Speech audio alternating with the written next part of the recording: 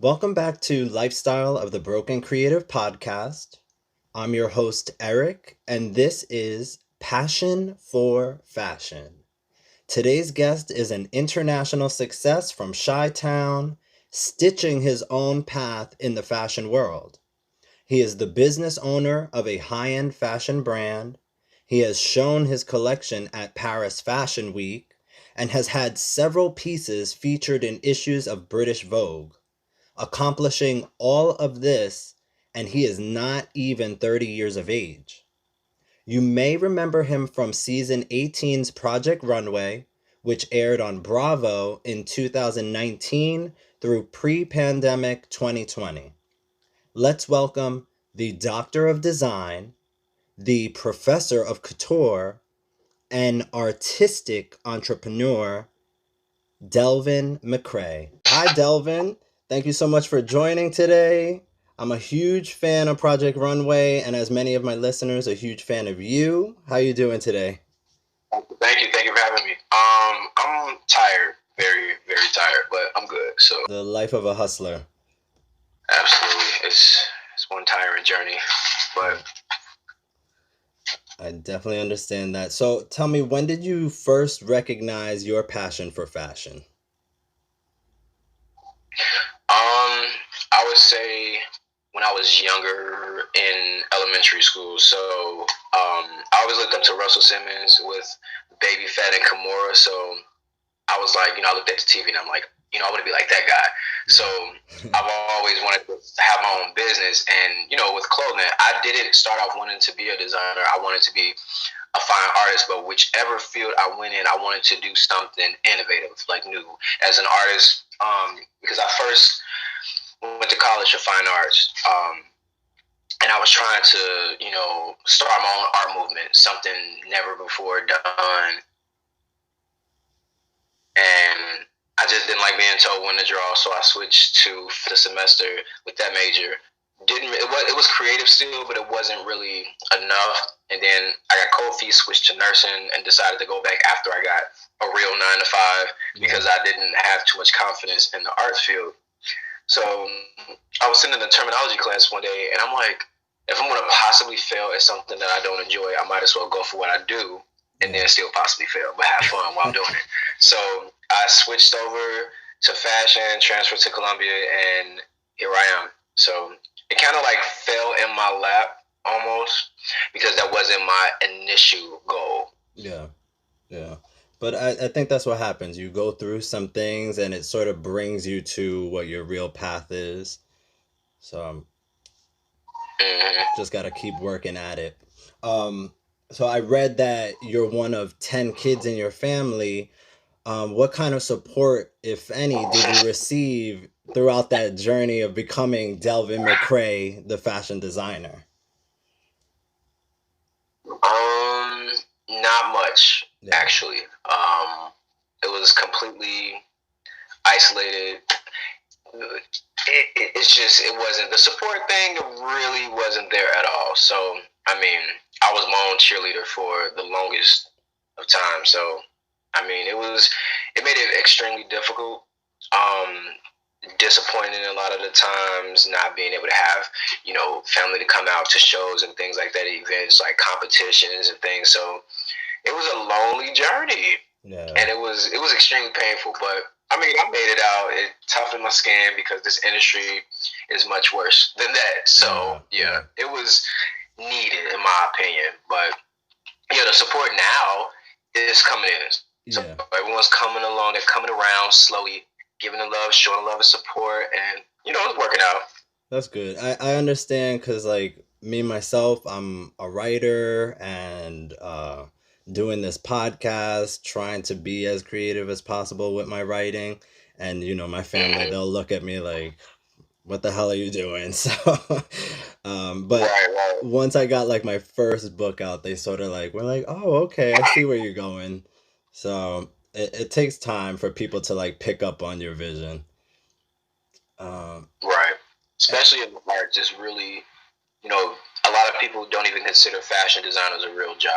Yeah. But, you're not walking around naked. Someone has to design those clothes. Exactly. So, yeah, it's the art world in any like direction is it's a challenge. Yeah, yeah. So you grew up in Chicago. Does your experience from your city reflect in your pieces, and like how do you incorporate that in your work? Yeah, so I came from nothing, and a lot of people they actually think I come from the suburbs, and I still don't understand why, but I'm guessing it's falling along the lines of those stereotypes. Born and raised in the heart of Inglewood, so they're expecting something much different than what I am. So, I did not have the riches, middle class, and there's a lot of stuff that I had to expose myself to as an adult. So it was a battle of like at my core, the way I dress is urban. And that's all I know, from the way we play with colors to your shoes matching your shirts and, a nice tracksuit versus a suit, cashmere, Italian wool. Like, I learned all of this stuff as I got older. So I really, personally, I do not like the stuck up, very pretentious, like super upper class, because it's so uptight. Like people need to loosen up a little bit. So Yeah. I'm comfy, in the middle ground. So I decided to just take my birthplace or what I'm used to, what I know so well, which is the urban side. And then as I'm getting to know and learn about the luxury side, I'm meshing the two together. And I like playing with the juxtaposition, like with fabrications and just those two styles together, because it's giving birth to something new. And I think it's a lot of brands are kind of doing that, but they're labeling it as like pulling inspiration from like hip hop culture or the streets or streetwear. Yeah. And they're just making streetwear super expensive. So I mean, I think it's kind of the same thing. But you more have an understanding of where it actually comes from rather than people that are trying to like mimic looks. Like right. So it's how you can tell somebody about something from what you know or research versus somebody that lived it, because a book cannot give you that hardcore experience. Yeah. So it's like you have brands that haven't even probably never in their life, I can guarantee it, probably never walked a block in Inglewood, but they're trying to pull the edginess, the cool kid, that guy or that girl into their brand, which is based over there in Paris.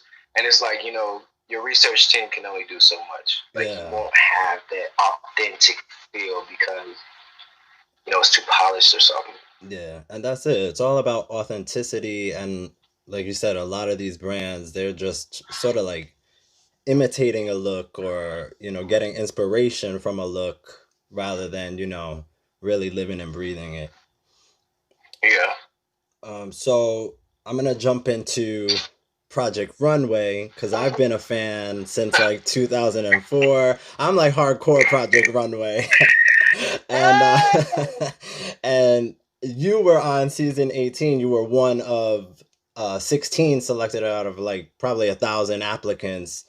So what was the process of getting on the show like? So I actually applied for the previous I think 2 seasons ago. Okay. And it was season 16. They didn't even bother to open my application. So I was like, what, I'm done with this. And then I decided to apply because someone brought the idea to me. Okay. And I thought about it. And I'm like, it's been 2 years. And comparing the me today to the me 2 years ago, I would have not been cut out of the show at all. Like, I didn't have all the technical pattern drafting and draping as quickly and like a thorough understanding. So I was like, maybe it's like it was meant for that not to happen so that I can actually put forth, a good fight. Yeah. Went ahead and applied. I was like, okay, I'll just do it. Answer these 100 questions and record all these damn videos and send it out. And nothing's gonna happen. I'll just do that. And then I got an email, and then I got a call, and then another email. Then I got a flight, and then I got another call. And I'm just like, okay. Next thing you know, you were selected to be on the. I was like, are you serious? Like, this isn't a joke, but it wasn't painful. it was just like a extended interview, in my opinion. So Yeah. the application process was the easy part. It was everything else after that fucking grinding my gears. But you know, Yeah, I can't imagine. Like, I don't even know how y'all be doing it. Like, I don't even think I'm the stylish person. But just to even like have to come up with an idea like that on the fly I can't imagine it being easy. Um, but I really gravitated towards you not only because your high fashion looks, but also your realness on the show. Not everything was bubbly and upbeat, and being in a stressful competition like that. I want to know like who really pushed your buttons throughout that time. oh man, I'll, I'm trying to decide. Okay, so I guess I'll just put it out there because this hasn't been something that I've been able to, or anyone has actually like really tried to dig at. So the cast as a whole, collectively, Yeah. cool. They were cool. Everybody got along until coming out. People showing out for the camera, trying to get a little attention and doing this and doing that. So I had a really tough time with Sergio. If you recall one episode where he interrupted when I was helping Chelsea Yeah. with a question on like the structure thing, and it was just, you know, in the like while we were filming or whatever, I was just like, I just didn't understand. Yeah. I really didn't get it. And the things that the types of conversations we would have and the things that he would say. And then we sat down, we talked.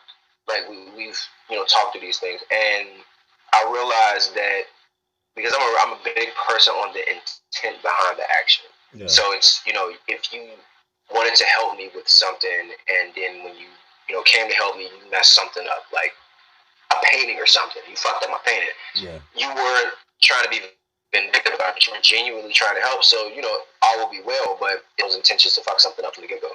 So Sergio does not have bad intentions. It's just sometimes it's some verbal vomit that just comes out, and he doesn't mean any harm by it. He's a nice guy, at his core. So I'm open minded enough, so that wasn't a serious issue. But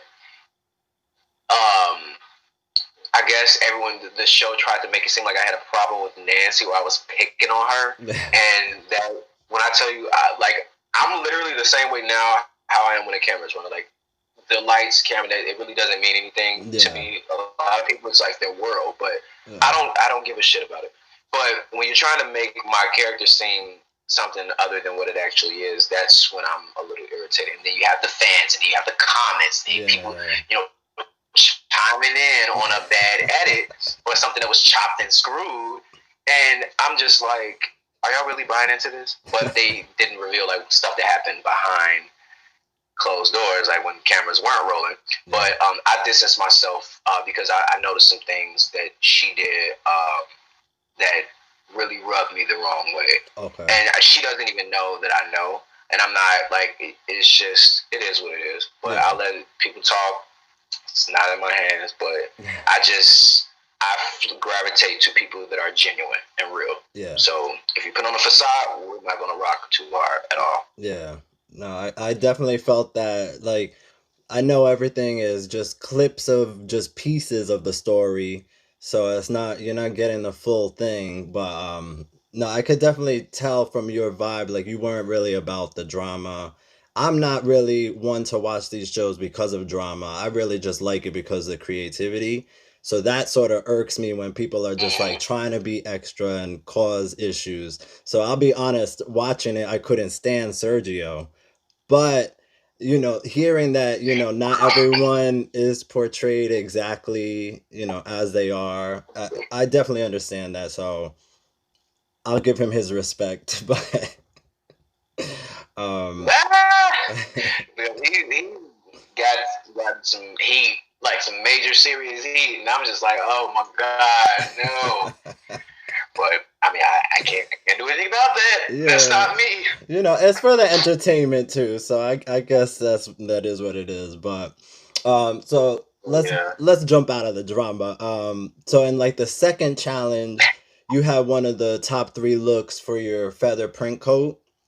And then Elaine Welteroth said to you, "This is the only animal print I need in my closet." And for people who don't know, she's a huge magazine editor and journalist, one of the second African American persons to actually hold editor-in-chief for Teen Vogue. So what was that moment like for you? It was, you know how you have that moment where it's like, damn, I'm actually doing the right thing. I'm on the right path. Yeah. When those judges gave me those critiques, and you know, some of the stuff that they said that wasn't even aired, I was often compared to like bigwig designers. Like that look specifically, Brandon was like, "Oh, it's very reminiscent of Gucci." Yeah. And I was like, "Oh, you know, I got some taste." So that's what I'm thinking in my head, and I take it as a compliment. So yeah, definitely. You know, they acknowledge my tailoring, which is I put it out there. Like I had small little details, like French text that held the 2 layers by the button opening together. And when she rubbed her finger down it, and she looked at it, and she looked up at me, and we just nodded. I was like, yeah, she saw, you know, exactly. Oh, you came to win today? Absolutely. Given I didn't, but I didn't even care. Like I wanted to show and kind of show myself as well through the acceptance of others or people that was viewing it that I knew how to sew very well. Like I was great at constructing, and that's what I sought out to do. That's what I accomplished. Winning the challenge, I won that challenge in my head. To me, I won it for myself. I don't really care about, you know, actually on the show winning the challenge because I won. So yeah, honestly, you gotta take your wins and getting feedback from people that are so influential in fashion like that about, you know, something that you constructed in less than 24 hours. That's fucking amazing. Like, because I doubt they're even looking at other brands that are creating something in 24 hours. Other big brands are, you know, taking their time to make these things. So that is a win. Now, like, who influenced you the most from your season? Like, whether it's a judge or a contestant, did you find people influencing you going forward out of it? Brandon influenced me a lot, and he gave me the most. I would say that his feedback was the most helpful. Yeah. He helped me clearly see what my lane was as a designer and just let me know that it's okay to stick to what you know. Don't try to jump outside the box. Be good at what you're good at and stick to it because that's what people will know you for. And, you know, looking at his brand, he literally does the same thing. Yeah. So I'm just like, oh, it makes sense. And then he's like, you know, him and Nina, they pointed out that because I hate color, like I'm so afraid of color, and now I'm diving into it through the experience because, you know, he was like, your top 2 looks has been when you use colors and prints. Yeah. And I was like, you know what? You're right. So maybe it's, you know, he's like, don't be afraid of it. Nina's like, yeah. She looked at me. She didn't really say much, but she was just like, and I'm like, okay.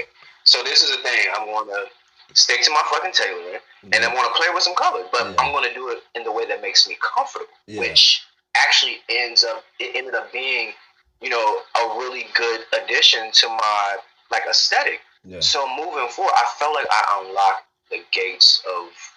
I often felt like a creative block, which I know a lot of people do. Yeah. And then knowing that designers do not find their voice till years later. And now that I think about it, I found mine 4 years later after I graduated college. Yeah. So throughout college, trying to figure it out, 2013. So I'm almost at 10 years. Yeah. So technically speaking, it takes a long damn time. But when you get there, it's like it just flows like water. So it was, that was the most helpful, definitely. That's great. So you definitely feel like you evolved from the show then? Absolutely. That's what's up. And it was receiving credible feedback from people that actually know what they're talking about. I love critiques. Like, I love them. When I was in college, like, they tore our ass apart. Like, it wasn't nice at all. So I haven't gotten critique in 4 years. Yeah. So, well, now, 3 at the time. But, ultimately 4 years. So I was like, this is what I needed, because I haven't had no one to tell me anything, give me any feedback. So yeah, it's not good when you're just listening to like yes people, because then you get complacent and who knows if their opinion is what the majority is actually thinking. So exactly. I understand that. Um, so last Project Runway question. Um, if you were asked to be on a future season of Project Runway All Stars, would you consider it? Hell yeah, I'm going. I'm going. Like, and I'm coming for blood. Yeah. I'm coming for blood. Yeah. So that I would not, unless they want to have some good competition. Yeah. Don't call my phone, please don't, because when I tell you, I'm so ready for something like that. So ready. Okay, that's good. That's good. I hope they do, because that'll be some some better TV. So now let's jump into your brand, appropriately named Delvin McCray. Who is your client and what statements are they making with your pieces? My client is anybody with a pulse, man or woman, young, old, it doesn't matter, because most customers, it's how they feel, how old they feel in their mind. Yeah. So a 60-year-old woman may still dress like she's 32 because she doesn't feel 60. She wants to wear a mini skirt, she's going to wear a mini skirt. She has the legs to pull it off, she's going to pull it off. If a guy want to dress like a dandy and he's knocking the hell out of 70, he's going to do it. And there's no one to tell him otherwise, because it's him. It's his money, and he's going to dress how he wants to dress. My target customer is, they themselves are the statement. So they don't, limit themselves to societal norms or what, the popular opinions, and they don't care. They're going to dress how they want to dress, bold, confident, and strong, whether they're expressing something quirky or, more upscale, more urban. It does not matter. They do what they want to do, and that's basically the core of who my customer is. I like that. So you also had some garments that were featured in British Vogue, and Vogue being like one of the biggest fashion magazines in the world, if not the biggest. Do you have those issues framed? They're not framed. I have them sitting on the coffee table in my showroom. So not many clients, they don't, because people don't really know a lot about the magazines anymore. So if I have like younger clients, they don't even notice it, and I'm like, I'm not even gonna have this conversation. So some people, they see that, like, oh, flip it through it. I was like, yeah, if you turn to that page, that's my little bio, and they're like, oh my god, you're in Vogue, yeah. And I'm like, yeah, go ahead and read that. They're like, this is the first time I opened one. So. Right. That's what's up though. And then I see that you designed looks for the iconic ladies of En Vogue, and that's huge. For like, when I saw that, I was like, yo, he's fucking doing it. Like, that's big. So is there anyone in particular that you would want to see in a Delvin McCrae couture gown, or? My muse for the women's wear is Zoe Kravitz. Oh, okay. I would love to see her, and I don't care if it's a damn t-shirt. Like, I want to see her in something for me. Just complete my picture, my image, so I can add that photo of you on my inspiration board. Like, that's a moment. Okay, yeah, no, and that's an inspirational bitch, bro. No, I said, yeah, and that's an inspirational bitch. So hell yeah, like she hands down changes every image. So that would be dope. That would be dope. So we're getting to like the last couple questions. So this one's a little more serious. With COVID-19 is like put a lot of businesses in a lot of situations globally. And I saw at one point you were even making masks. So has the pandemic helped push your creativity to the next level? And what are you actually doing to navigate your business model around the current state of the world? Whew. COVID-19, it almost took your boy out the game. I'm not gonna No, lie. I'm sorry to hear I that. lost my entire staff. Yeah, I lost every order. sorry about that. Because the backbone of my business is custom. Yeah. So I literally had to start from the ground up and really go back to my business plan. And then it dawned on me, fashion, which a lot of young designers or startup designers, they really don't have an understanding of the balance of like the creative side and the business side. When it's 90% business, Yeah. Fashion is a business at the end of the day. Yeah. And I literally had to completely scrap everything and redo my entire assortment. I'm finishing up my merchandising plan for 21. Okay. And I dived deep into my customer, pulled out all my analytics. I chose my muse. I did all my trend research, and I have all my boards up now. Like I'm never going to face a situation like this again for my business. Like it's not a pretty sight when, or a comfortable feeling when your livelihood is on life support. Yeah, yeah. So I did start doing face masks at one time because I was donating them to the local hospitals and things, and then customers wanted to buy them, so I started selling them. That winded down, so I shifted out of that and back into the clothes. People started stepping out their homes and buying things again, and things started to pick back up. So now we are like kind of out of the recovery, and now I'm sticking to my strategic planning and rebranding, social media, redoing photo shoots, uploading a bunch of new products that I'm so excited about. Like I know, like I give little teasers here and there because I don't want people to think that I'm just like ignoring them or just not paying attention to social media. I have been cooking a feast on this side of the table, and it's about to come out. So, spring is going to be a season. I'm probably going to buy half of the damn collection myself, but. All right, I'm gonna have to keep an eye out. Because everybody's now like not only coming out their houses, but they're trying to like turn out too. So they're like doing the most with their looks and everything. So I'm one of those too. So I'll definitely keep my eyes peeled for what's to come. So I know you said like you were donating some masks when you were making them to the hospitals. Are there any charities that you support or that you're involved with that you want the listeners to know about? It was on my website currently. A percentage of the proceeds go to Color of Change. Okay. Which is a what's that? It's an organization that basically supports African Americans with equal opportunity and getting jobs and things like that.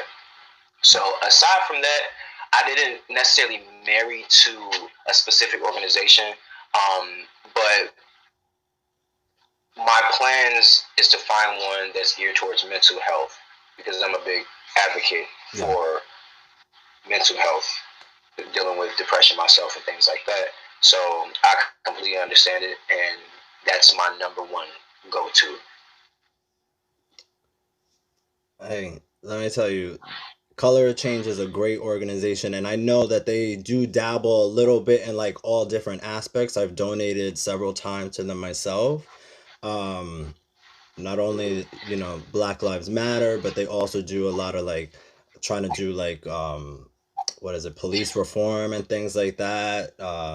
So trying to get mental health advocates with defund the police and shit. So that's a great organization itself. But I definitely agree with you. I think more mental health organizations need that funding because it's such like a taboo for people still.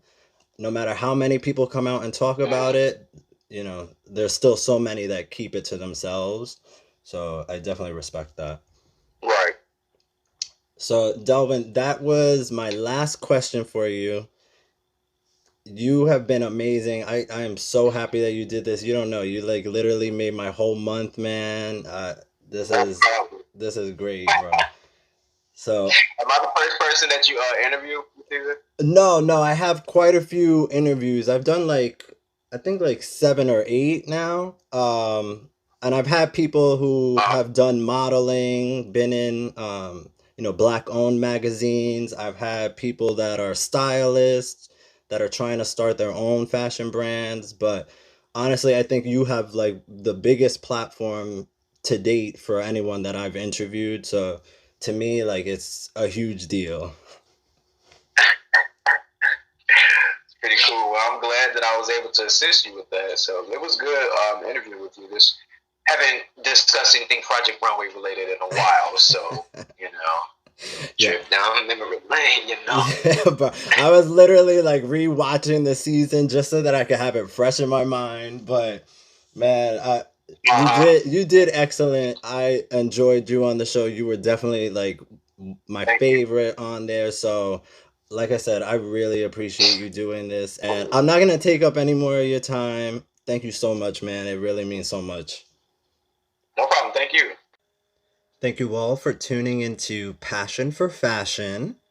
I want to thank my guest Delvin McCrae for taking the time to speak with me. He is definitely one to look out for in the fashion industry, and I know we will be seeing more greatness emerge from him in the future. You can find him on Instagram at Delvin McCrae and find some pieces available for purchase at